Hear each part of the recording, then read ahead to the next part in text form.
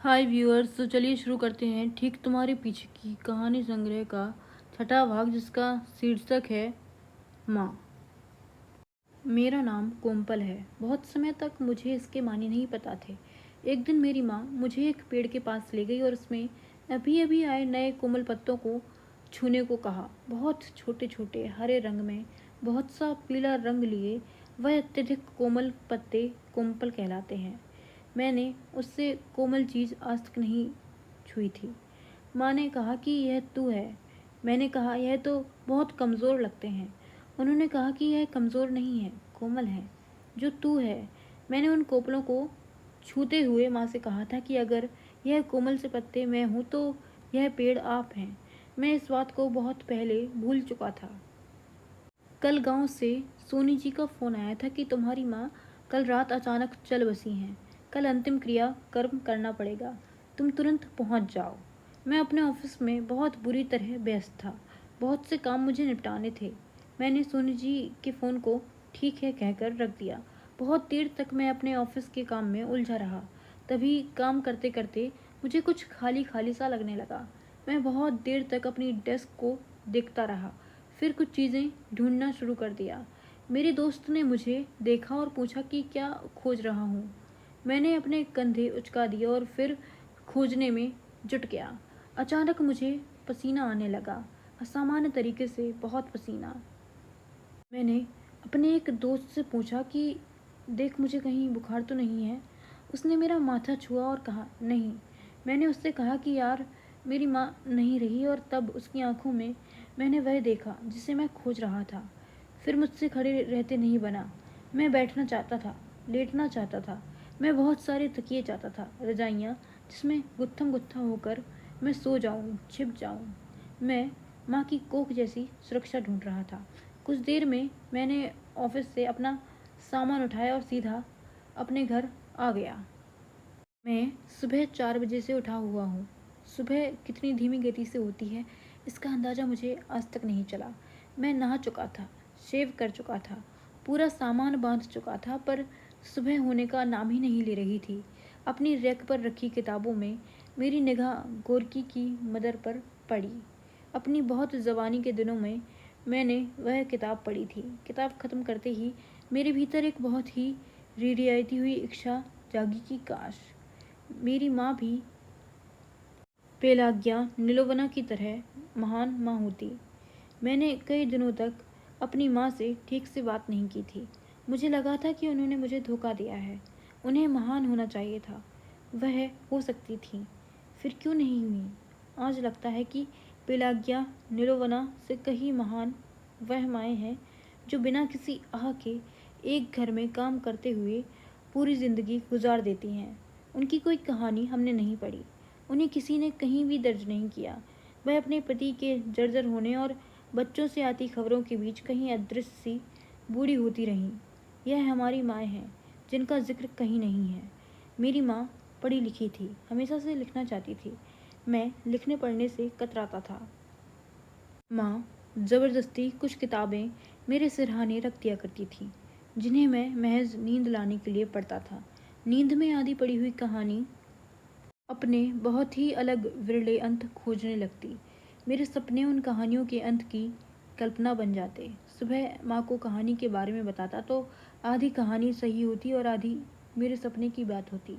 माँ को हमेशा से लगता था कि मैं पढ़ने से बचने के लिए मनगढ़ंत कहानी बनाता हूँ, पर उन्होंने यह बात कभी मुझसे नहीं कही। मैंने लिखना शुरू कर दिया उन कहानियों के काल्पनिक अंत को जिसकी आदत माँ को लग गई थी। फिर धीरे धीरे वह पढ़ी हुई कहानियाँ छूट गईं और मैं पूरी एक कहानी की कल्पना करने लगा। माँ हमेशा मेरे लिखने से खुश रहती। मैंने घड़ी देखी, 6 बज चुके थे। मैंने अपना सामान उठाया और एयरपोर्ट के लिए रिक्शा पकड़ लिया। बारिश बहुत हो रही थी। सुबह का समय था। मैं अपने समय से बहुत पहले ही एयरपोर्ट पहुंच गया था। एक कॉफ़ी लिए मैं एक कोने में जाकर बैठ गया। एक बहुत बूढ़ी औरत दिखी जो कुछ ढूंढ रही थी। मैं बहुत देर तक सोचता रहा कि मैं उठकर उसकी मदद करूं, पर मैं उठा नहीं। एक औरत उसके पास गई। उस औरत ने उसे इशारे से बताया कि बाथरूम वहाँ है।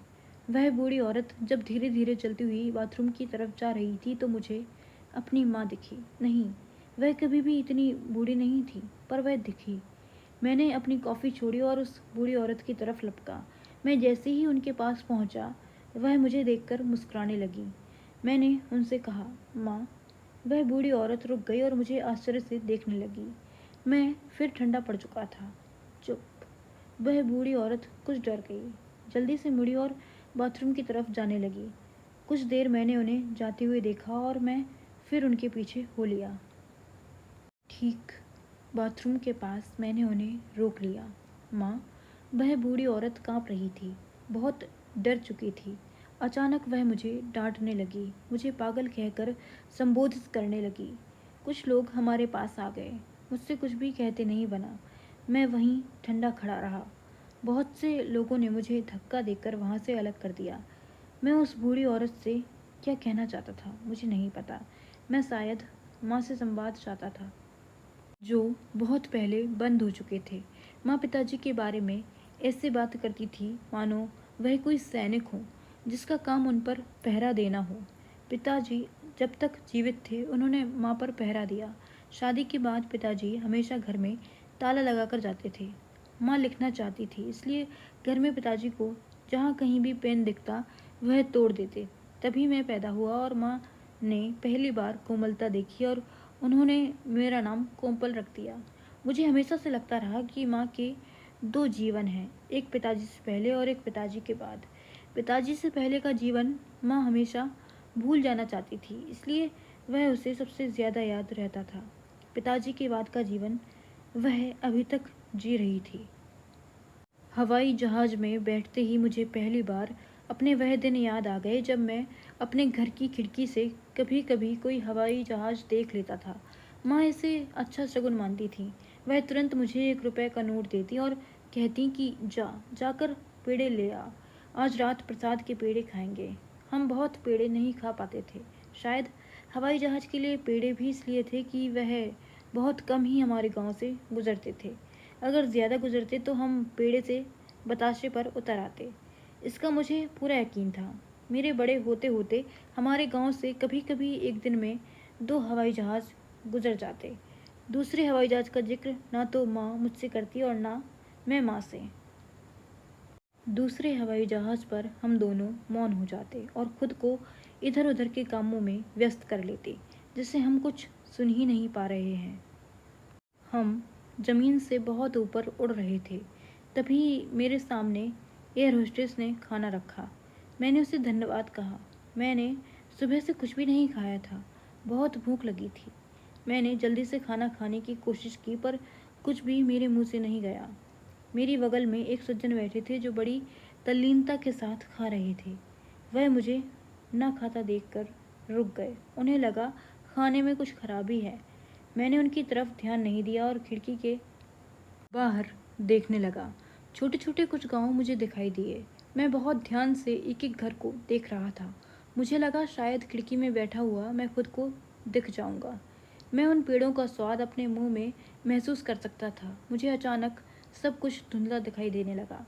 मेरी आंखों में पानी भर आया था। मैं झेप गया। बगल में बैठे सज्जन खाना खाते हुए मुझे देख रहे थे। मैंने खाने में से टिश्यू उठाया और अपनी आंखें पोंछ लीं। किस बात पर मैं रो दिया था मुझे समझ में नहीं आया। मैं कब आखिरी बार रोया था मुझे याद नहीं। नहीं, इसे रोना नहीं कहते। मैं रोया नहीं था, बस किसी कमज़ोर क्षण में मेरी आंखें छलक गई थीं और कुछ भी नहीं। नहीं, मैं रो नहीं सकता हूँ। मैंने अपनी कुर्सी पीछे की ओर अपनी आंखें बंद कर लीं। कितने मासूम दिन थे वे। माँ मेन बोर्ड स्कूल से रोज़ शाम को लाल रंग की प्लास्टिक की टोकरी लेकर आती थी। मैं अकेला घर में उसका इंतज़ार किया करता था। रोज़ उनकी लाल रंग की प्लास्टिक की टोकरी में कुछ चौक के टुकड़े पड़े होते।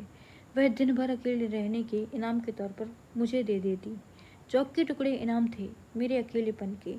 एक भगवान का आला था जिसमें भगवान रहते। इस बात पर मैं उस वक्त ऐसे विश्वास करता था जैसे इस बात पर कि समुद्र में इतना पानी होता कि उसका दूसरा किनारा नहीं दिखता। मैं भगवान को भी चित्रों में देखता था और समुद्र को भी। उस भगवान के आले में बिछे लाल कपड़े के नीचे माँ के हर महीने के 60 रुपए होते। हर महीने 60 रुपये का हमारा खेल था। कभी 60 रुपये 25 तारीख को ख़त्म हो जाते तो कभी 21 तारीख को ही दम तोड़ देते। पर वह महीने जिनमें हम 26 या 27 तक पहुंच जाते थे, वह महीने स्वर्ग के महीने कहलाते। मेरे बड़े होते होते माँ की तनख्वाह 170 रुपये तक पहुंच गई थी। मैं इन दिनों कुछ पैसे भगवान के आले से चुराना भी सीख गया था। पैसे चुरा तो लेता, पर उनका क्या करना है यह कभी सोचा नहीं था। चोरी किए हुए पैसे मेरी स्कूल की गणित की किताब में जमा होते गए।